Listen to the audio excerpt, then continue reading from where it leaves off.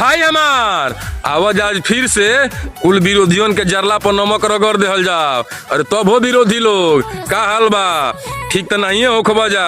अरे पवन सिंह के खिलाफ इतना नीच और घिनौना साजिश कैला के बावजूद भी तो अनजाना से पवन सिंह का एगो बारो ना उखड़ल। अरे उखाड़ल तो दूर का बात बा, तो अनजाना से पवन सिंह का एगो बारवा टेढ़ो ना भइल। अपन अखिया चियार के देख लो जा पवन सिंह का नयका छठ गाना में तो अनजाना के चीरत फाड़त यूट्यूब पर नंबर 1 पर ट्रेंड कर रहल बा।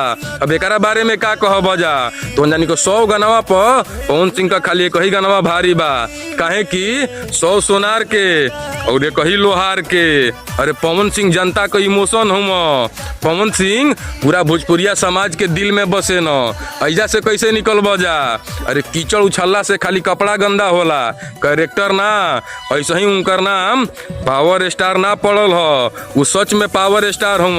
और पावर ओइजे से शुरू होला ओइजे खत्म, पावर दूसर केहू कहाँ से ले ली, झमकावला से होई। बाकी पवन सिंह अपन काम में व्यस्त बानो और कुल विरोधी लोग पवन सिंह के बदनाम करे खातिर उनका खिलाफ साजिश में व्यस्त हो जा बुझाइल। जय हो पवन भैया, जय हो भोजपुरिया समाज।